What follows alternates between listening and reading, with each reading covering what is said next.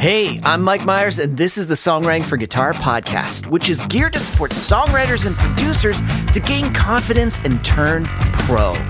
I bring on industry experts to help you improve and monetize your skills, engage better in the writing process, and build healthy habits to create a sustainable career that you love. Caffeinated, inspirational, conversational.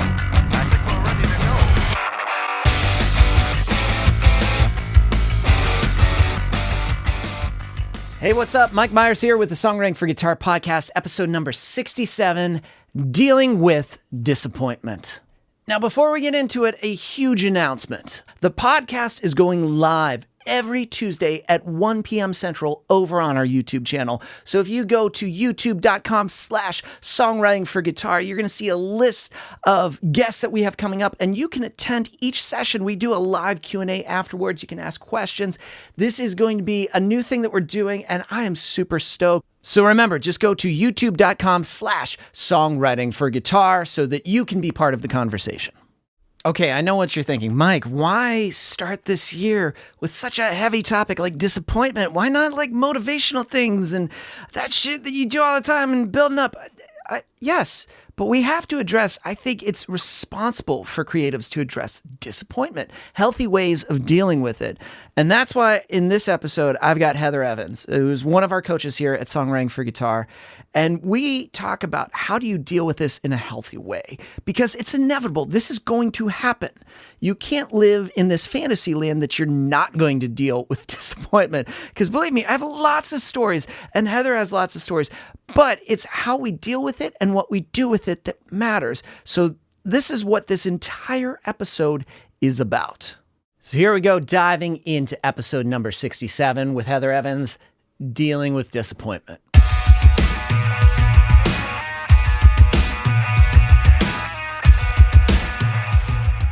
How are you, Mike? I am so good to see you. It's wonderful to see you, and I'm glad we're doing this. And I'm sure we're going to have more. This is the second time of Heather Evans, but I'm sure there's going to be multiple because now you're a coach and you're delivering all this good shit. That's just like, well, you always did, but now you're just like you're just helping everybody else. And I figure like, let's talk about disappointment.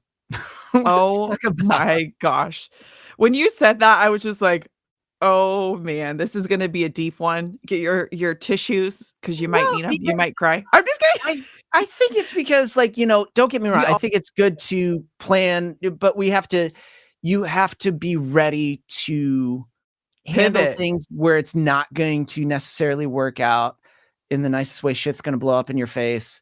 Yeah. The things and the plans that you made are not going to work out. It doesn't mean that you can't make it or it won't be successful. And I think this actually separates those that eventually just stop because they just don't like the feeling of the disappointment. They love the highs when everything works out, when they get the great song, when they get a placement, when they work with a new artist, but they don't like when, I don't know, people are shitty, when somebody says something, when they, other people clearly get way more, or they feel like they're getting further along and they're just like trucking, or they don't feel like anything's changed.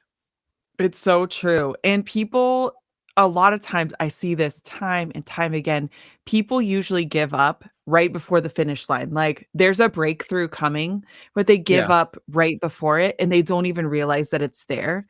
But if they would just push a little further and a little harder and had some perseverance, then they wouldn't quit. You know what I mean? And there's a word that comes to mind that I hear over and over. What's the word? Grit. The people that make it are the ones that have that grit. Did you read Grit by Angela Duckworth?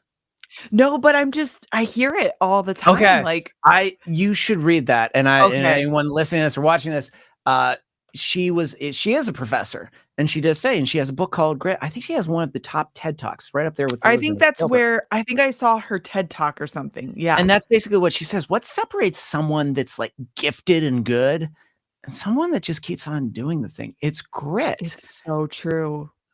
And I feel like you're also a gritty person. You are a person with grit that you are, I know there's, and you can get into the scenarios where it's like, and then also too, I'm a dude, so I can't talk about like, oh, the industry's really tough for me as a dude. It's just like, I'm a white guy. There is no like any white guys that go like things are tough right now. No, they're not. They're not. Well, I mean, they have their struggles. Like, Yeah. you probably have your own individual struggles, Yeah. but it is just a teeny bit harder for women in the music industry because we're dealing with different mind games. Like, you're Mhm. dealing probably with certain mind games about security and wanting to provide and blah, blah, blah, blah. You know, like the societal pressures that are put on you Yeah. as a male, which I see that and like that's a valid thing. But Mhm. then also for females, there's that we have to work 2 times harder to get into spaces that it would be no big deal for you to get into or my husband to get into. Yeah. And so it's just we're battling a lot of that and talking to a lot of my female friends, you know, they're like, "Man, it's just hard. It's Yeah. brutal." You know? And I had a really brutal situation this last week where I was invited on an Instagram live with some random dude on the internet. Okay, Yeah. probably shouldn't have done it, but I felt really pressured to do it, Yeah. and I did it and almost immediately regretted doing it because he was very, like, womanizer, misogynistic, and demeaning of Yeah. female artists, and he was basically collecting female artists on his show. And he even admitted to me that he doesn't even like female artists, but it's like, I think it's a weird thing. So I'm like, I'm probably talking to a serial killer right now, and I'm very like uncomfortable. That is So, and his number favorite one. things are like, you know, horror movies. So I'm just like, oh my gosh, I'm dead. Like I've listened to enough crime podcasts that I'm dead, Yeah. you know? I'm just joking. But you know, that's something that I deal with Yeah.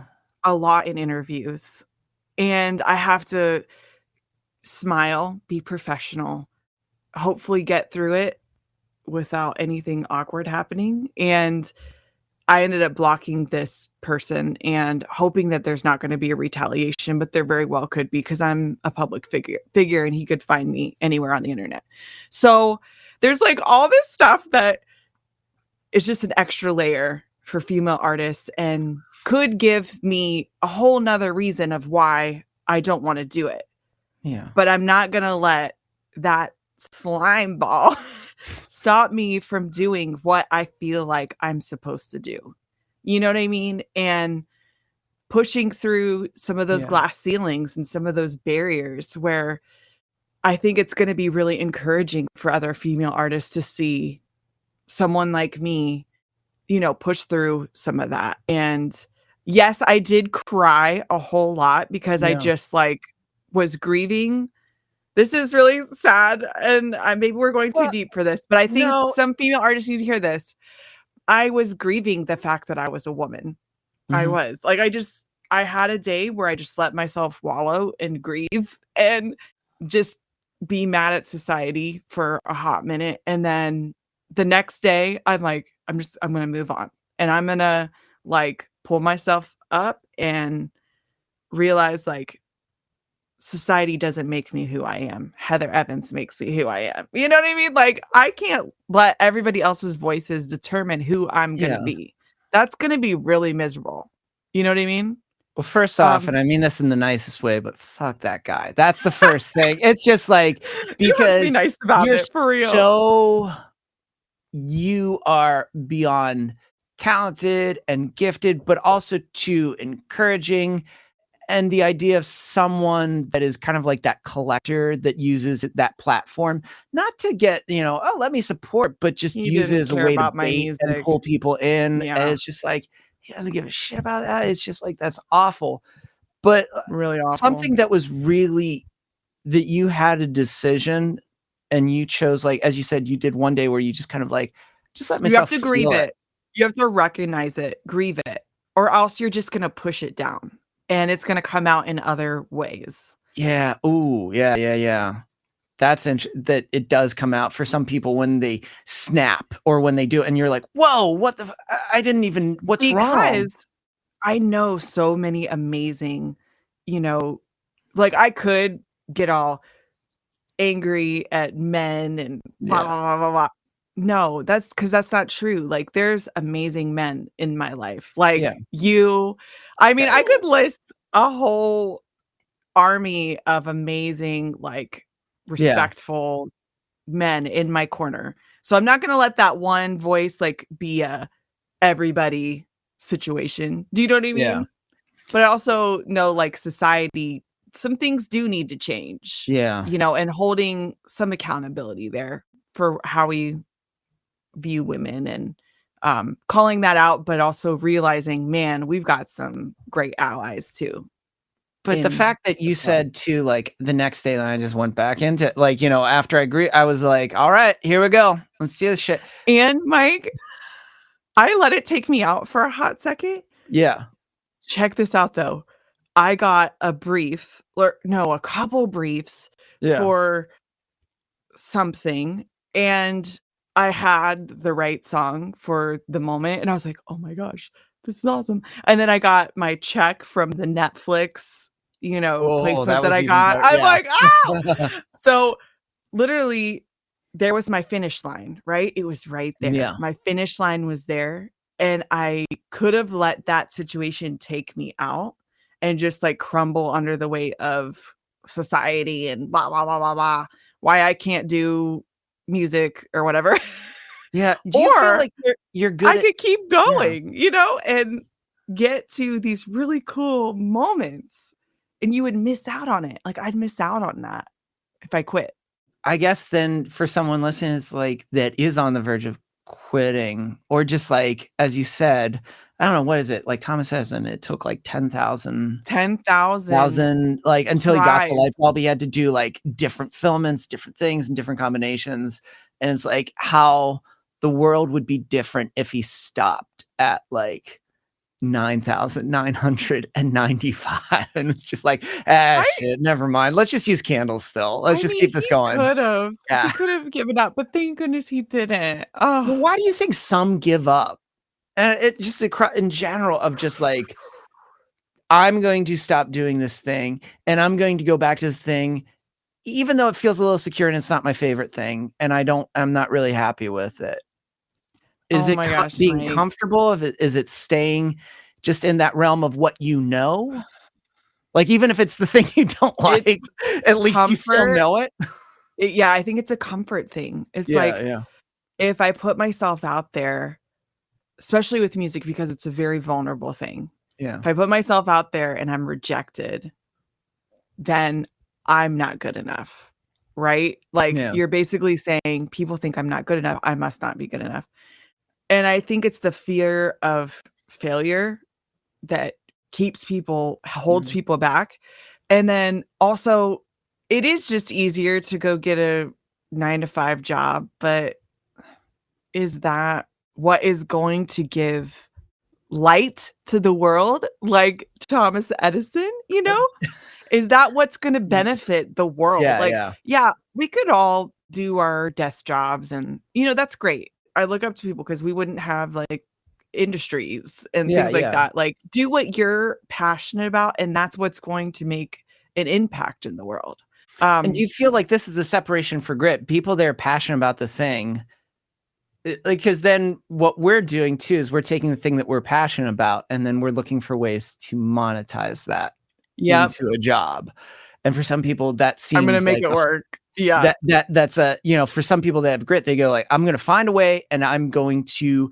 I find like people with grit are more accepting of failure, kind of like, and they actually welcome it because then through the failure, there's some sort of okay, Character there's building. I can find some also like some kink in the system, in the process that I can fix because the failure has alerted me to something that like it's kind of like when your car, something in your the light comes in your car dashboard. Even if you don't know, having that light there at least alerts you to like, oh, tire pressure's low. Oh, there's something, You're aware. yeah, you're aware of it, and then so you can fix it. Yep. As opposed to those that are like that don't have grit that like, oh no, they tend to instead of running to it, the fear, I guess, or that unknown, they run Run away away. from it. It's like a fight or flight Yeah. situation in that. And, Also, I'm very solution oriented. So when I see a problem, I am immediately looking for a solution. Yeah. A lot of times when people see a problem, and I find this in different jobs that I've been in, Mhm. when people see a problem, instead of looking for a solution, they just complain about it and they don't do anything about it. Where I'm like, oh, there's a blaring problem here. We've got to Yeah. fix this. But and it's usually the people who are solution oriented that end up finding a way. You know what I mean? So we have to be solution oriented when Mhm.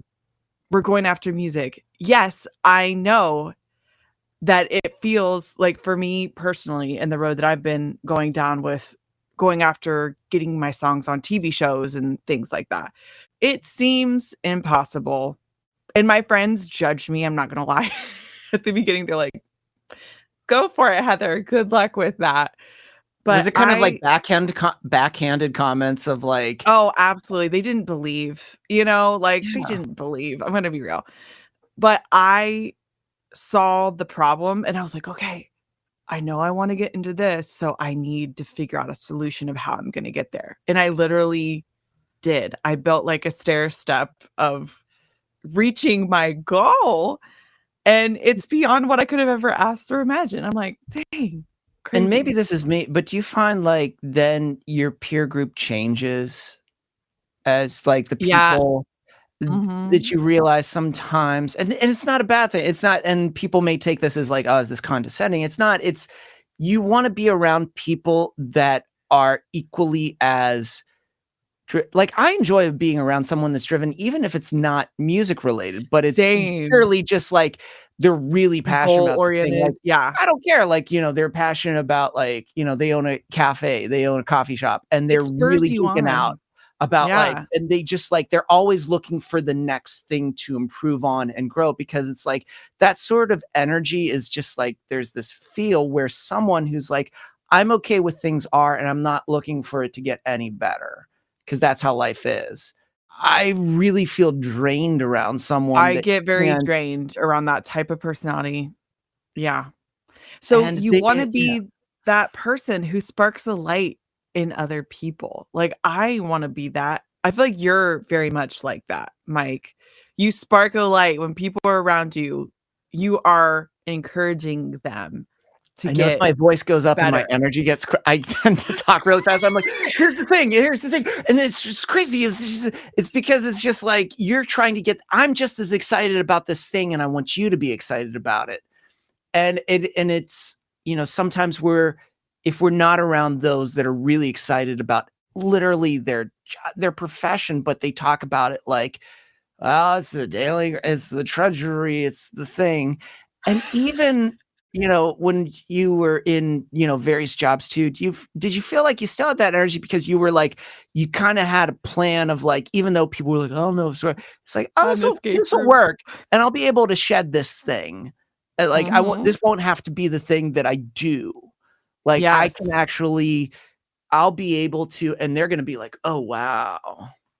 Like, I had an "She did escape this." plan, honestly, like, I Yeah. was planning ahead.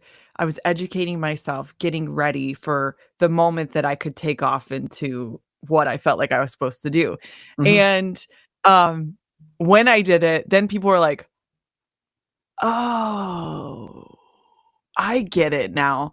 So it might take people a while to get on board with what you're doing, but you have to do what you feel like you're supposed to do and not let society or your mom or, whatever tell you any different. Literally, Mike, so I just met somebody who they went to Berklee College of Music. Their plan was to do music. This was like years ago, back in the Yeah. 70s or something.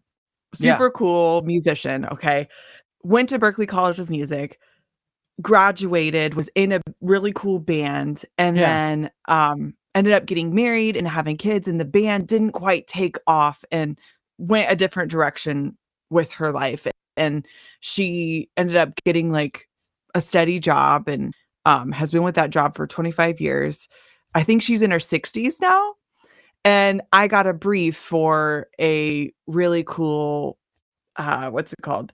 Like, they needed an authentic '80s band And that was hers. Yeah, like, it needed to And be I yeah, heard it, and I was like, "Oh my gosh, I know exactly who to contact for this," and it yeah, was her song, and you don't even understand how excited she got when I, like, messaged her and was like, "They love your songs, let's talk, let's have a conversation about getting your songs ready for the show," and she was like, "Oh my gosh, you have no idea. I've wanted to do this since I was young, and the fact that it's just now happening is such a shame?" And yeah. so something that we have to remember too is, like, it's never too late. I think a lot of people think, "Well, I'm 60. It's too late for me." It's not. Like, as we could see with Kate Bush or, Yeah. whoever, it's never too late to, like, go after what you're passionate about.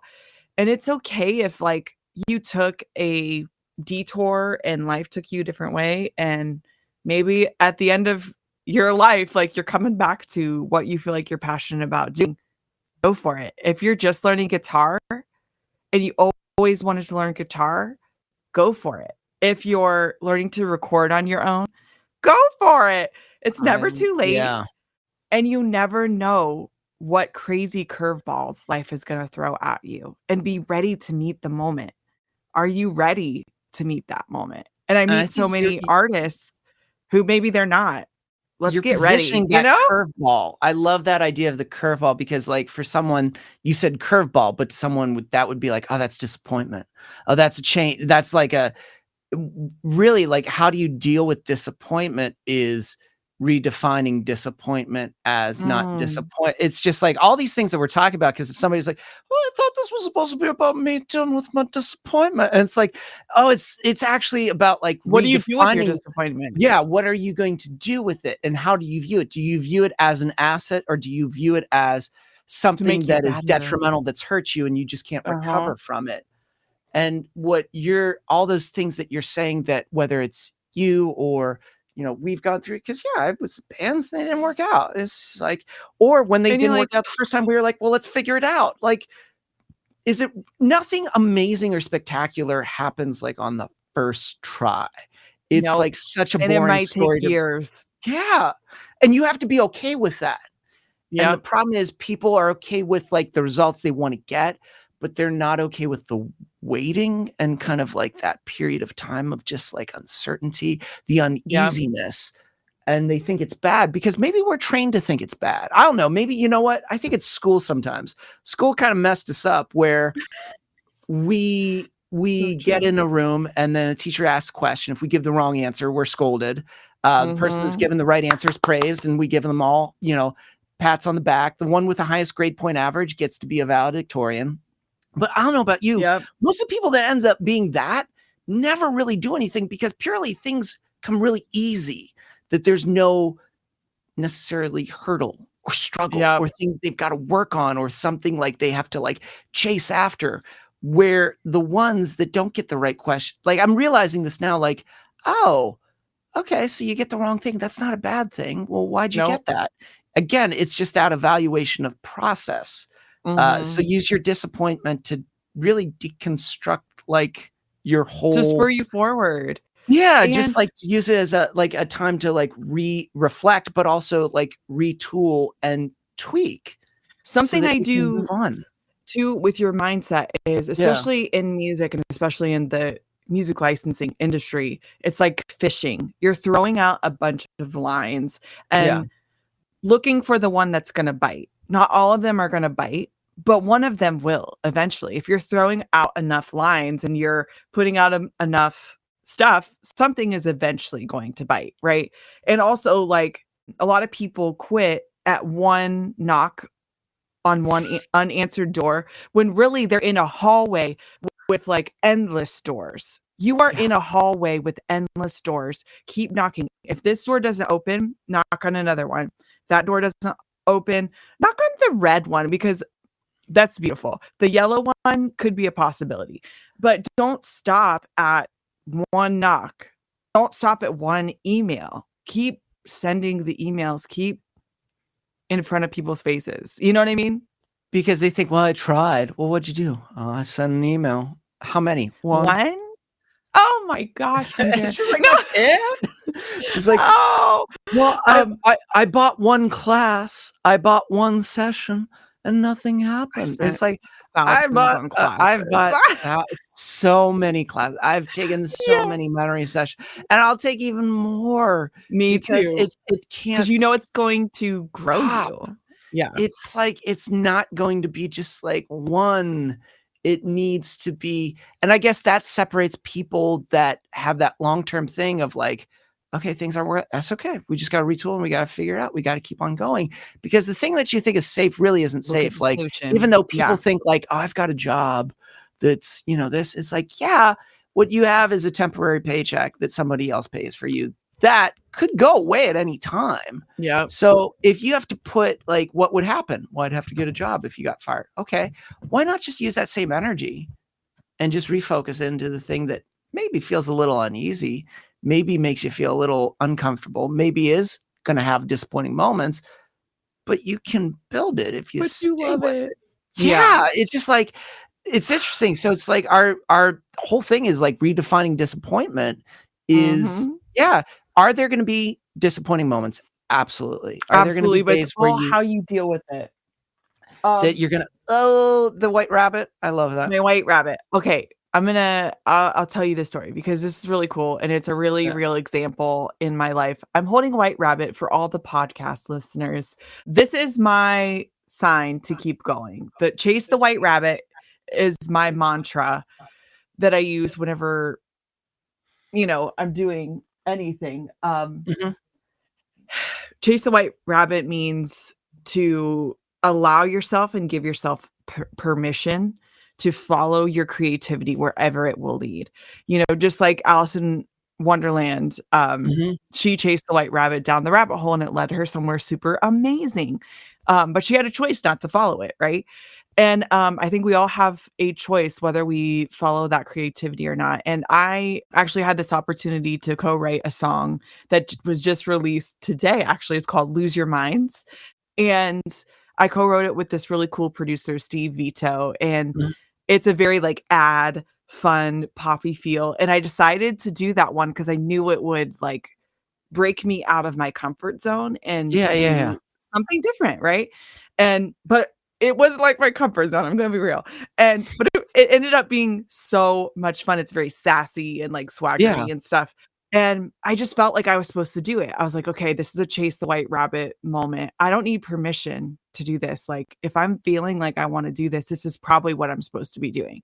So I do the song, it turns out amazing, and I start pitching it out to music licensing companies, and one of my favorite music licensing companies that usually, like, accepts everything that I do, didn't want that specific song, and I was like, "What? I like this song, it's a jam," and they're like, "Well, we don't want it because we have a lot of songs like this in our catalog already," which happens Yeah. a lot of the times, but for whatever reason, I don't know why it, like, bugged me so much. I was just like, "Ah, these are wrong. No, It's just like you accept all my stuff, but this one you're just like, you're wrong." "No." Yeah, no.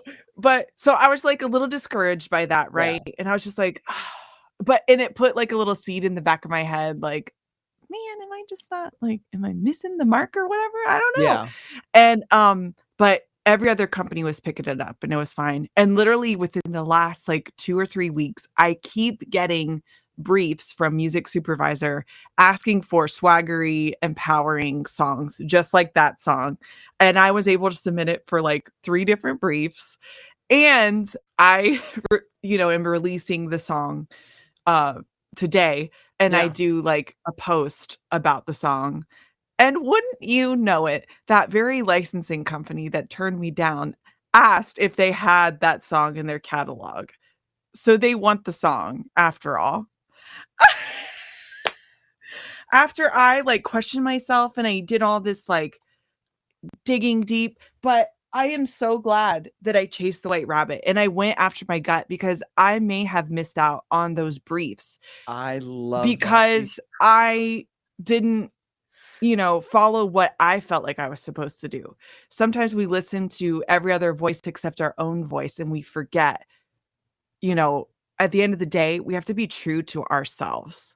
and true to our own creative voice. I love that they just were like, "Hey, do we have that in the catalog? Can we add that? I'm like, Have you I'm said gonna that to kill us?" you. You're like, "What the hell?" So it's just like, but that goes to show too, They're like, my buddies, so like I don't take it personally. but But like if I did a little. some Okay, yes, people, I do. some people kind of sit in that would sit really long in that, like, but you And they know, would be like, I'm a sucky disappointment, oh, musician. this is awful. Done. But like then suddenly that moment where it come back around, hey, could we put that? Oh, then is all that time of that just like that Groveling worth it? yeah, it's just like, No. no. It Another just, person will oh, want it. That's what I'm saying. Like, go knock on some other doors because, yeah, maybe it's not right for that catalog, but it was right for like 8 yeah, others. Do you know what I mean? I love that. Isn't But that a I think great this is story? just That was like a this is defeat yeah. moment, but I didn't let it stop me. And I kept following that creative voice. And I'm so glad that I did because it led me to such a cool place, you know? That's amazing. And also too, I think this is just a great way for people to realize, like, redefine disappointment. Mhm. It's really up to It's you not the end of whether the you world, man. nope. And Let it spur that's you what's going to forward too. separate you from someone who eventually does just kind of like pack it in. And, and I think a lot of this thing. So how do we deal with disappointment is, yeah, the redefining of it, but also allowing yourself to evolve, to grow, to learn from it, develop your skills, but keep going, because like what you talked about right there is like, you didn't allow it to sit, but you allowed yourself to keep on going, keep on pitching. You're still growing. You're expanding your skills. That's been the constant story of you allowing yourself to get to the point where, yeah, when that check comes in from Netflix and you're like, sup, Netflix, thank you. Let me just cash this. Oh, I that's love this. So neat. we're going to do more of these, but I think this was a good conversation on disappointment. So thanks for talking about disappointing things with me, Heather. I I'm appreciate it. sorry. I'm just kidding. No, I loved it. I love every Yeah, second because I feel you're very similar in your approach. So I think having like-minded individuals in your corner is very important when dealing with disappointing things as well. So I love it. And we'll have many more discussions like this. sounds good. Thanks, Mike, for having me as always. Thanks, Heather.